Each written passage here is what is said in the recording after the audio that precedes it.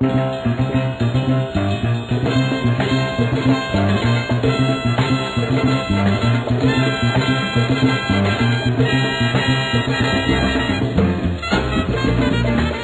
happens is the Germans did a pretty good job of kicking British ass in their skies in the First World War. As we got into the Second World War, we thought, oh, tell you, we're going to fix this up a little bit. So the computer scientists of the world and everyone got together and they created a tool that would give us a strategic advantage, and that was called a HUD, a heads-up display. In the 50s, just after World War II, the first HUD was around, and it was basically a tool where we could overlay certain data that the pilots could see while they were flying, actually see data about them overlaid on the screen in front of you. Now this was the first manifestation of augmented reality as we know it. Reality was in front of you, but the experience was augmented by the overlay of data. Yeah?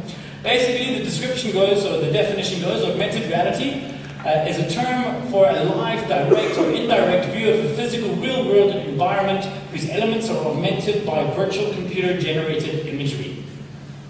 The real world, some overlay data, augmented reality. So one of the first areas where augmented reality could really come into play is gaming. Now I'm able to shoot the helicopters. That's a screenshot of actual gameplay in the lounge. Here you can see me. That thing on the slide is me blowing shit up, yeah? Blowing shit up in your own house is awesome. Another new thing in the first video I'm going to show you is a new toy, an iToy game that's come out for the PlayStation. And I'd rather watch the video just to see a bit about what this is.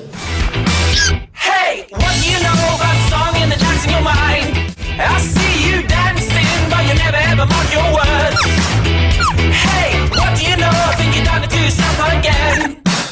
You see me dancing, but I never ever like to talk. Hey, what do we know? I think we're done to do something again. She's got me dancing. She's got me dancing. She's got me dancing. There's so much left behind. She's got me. I like the fact that it used interactive controls, so you can pick up your normal, if you build a plane, you pick up your normal PlayStation controller and you can play with it. So instead of just being caught up in the technology itself, the augmented reality section of it, it still allows you to play games in traditional space. So once that paint is flown up into the sky, you're stuck playing a real game. So your kids get to feel like they're generating the game. You're actually encouraging creativity with your children.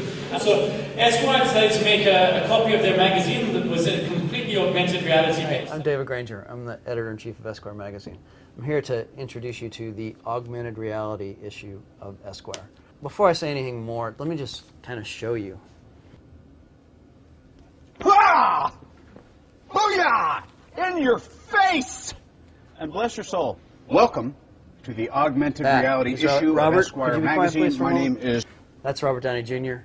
There are a variety of experiences you can have that all enabled by this little marker on the front of the magazine. Here's an example. So recently with GE, General Electric, it's called Plug into the Smart Grid. This used a very traditional marker, and what you would do is you would just hold that next to your computer screen, and it would pop up with different ways of climate control and power generation and things like that you could try. So I was sitting there with my kids, and they were blowing in the fan and trying to turn it and turn on turbines, and it was seen as basically an educational tool for alternative sources of power. Did very well for GE.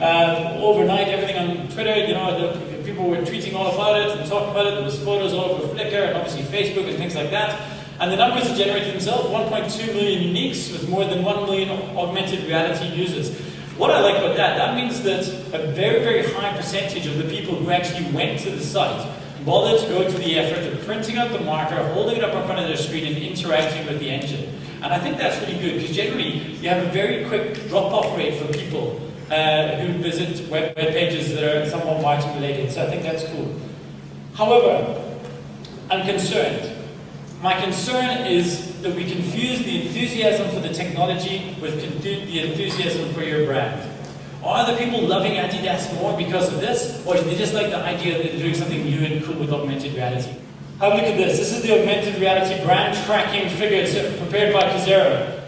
What's happening is that it's starting to get a bit cluttered. So all the novelty slots have been taken, I think. The idea of it being cool just because you're doing it, that existed somewhere down here. Now, those were the early adopters. If you're going to adopt this from a branding point of view now, you need to be doing something fundamentally different. And as I'm going to get to later, hopefully utilitarian as opposed to just a novelty. And that leads us into the other applications. One obvious tool is location. Everyone's talking about location, especially as soon as you move the device to an iPhone or an Android phone or a Nokia or something like that, where you walk around in your pocket and you're able to interact with your location, all of a sudden it becomes quite powerful. One of the first examples that people had was the subway finder. So you're sitting there, you want to find a subway, and you take out your phone camera, you point it around, and you're able to walk around and interact with your space. Another example, another great tool is Layer. This is actually me at a conference in the UK with the founder of Layer. So this is the tool here. It allows you, but this is quite clever. Too often we decide to try and reinvent the wheel, create our own AR tool. What Layer does is it's actually more of an operating system than anything else. It is an augmented reality operating system that exists on your Android or iPhone or various other tools that you can generate a layer for. It could be a layer that does anything. It could be a layer that shows you the nearest KFC, if that's where you are. So you load the layer for KFC, you create an app, and it'll tell you where they all are. You hold it up, and it'll find it. Now, when you're traveling, did you know what you're paying? Here's the MTN rates. Okay, different areas, the most you'll be paid for per 25 kilobytes. Yeah, that's a mail. 25 kilobytes, 4 rand. That means you're paying an estimated 160 rand per megabyte. Yeah? That means if you stand in the middle of Times Square and load a layer and start walking around in circles to load all the information, you're down about $300 before you finish. And this is a problem. My problem is that innovation is out of sync with infrastructure.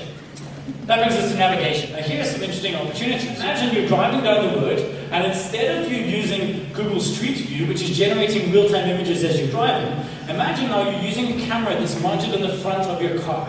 And imagine this camera is now in sync with your GPS, and it understands that as you're driving, so it actually plots on that little screen there, it tells you exactly, there's a petrol station there which you can see, and it tells you to turn there. So you never have that, is this the road, is this the road, is this the road? You're actually going to be able to see exactly where to turn because you have the real world with your directions overlaid. Now I think that would be a great tool. Unfortunately, that's not what we've got yet. What we have is this program called Augmented Driving. Basically, what it does is you use your phone's camera, you put your phone's camera over, and what it does is it will tell you brilliant information like vehicle ahead. This is shit. Okay? What the fucking fuck? Augmented. They're obviously using the version of the word augment in a slightly different way to how I have it. So let me just get this clear. In front of me I have a windshield this size, yes? And I have a car that is in front of me that size. But what is a better augmented experience is to glance over to the side of me, the little phone that's there, and you have to put it there because that's how it gets the right panoramic view, and look, and it'll tell me, oh, that's a car. Good. This is probably my biggest concern with augmented reality in general. Your brain has evolved as an amazing computer for turning off everything in our vision that's not important to us. And what augmented reality is doing is coming over and turning it all back on.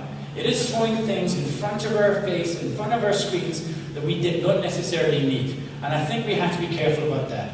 My belief is that the future of augmented reality applications will be that you know you've designed a good one, not when there's nothing left to add, but when there's nothing left to take away. We need to certainly be looking at what we can do to make this tool better. I think we have to be careful because AR apps can pollute our devices the same way that billboards have polluted our landscapes. So I saw a poll on Read Write Web that said, is augmented reality meaningful technology development or useless hype? You've got both, it's important, it's hype, and it's too early to know. I'm going to hedge my bets on two. I'm going to say both, yes it is important, but yes it's useless hype as well. And I'm going to say that it's too early to know. We can't tell yet because we don't know what the technology is doing.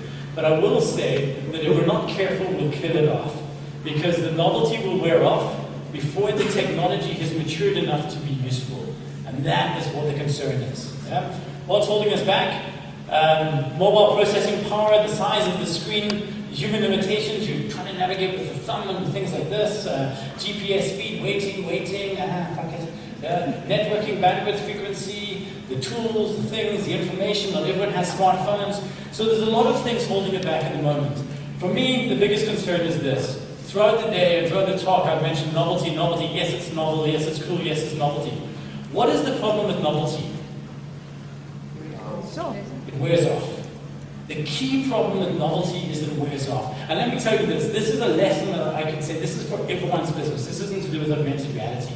The lesson is this. People are hunting for the next novelty, the next exciting thing to get people to talk about your business. Understand though that money is not made in the novelty area. Money is made when the thing you create as a novelty transcends novelty and becomes a utility.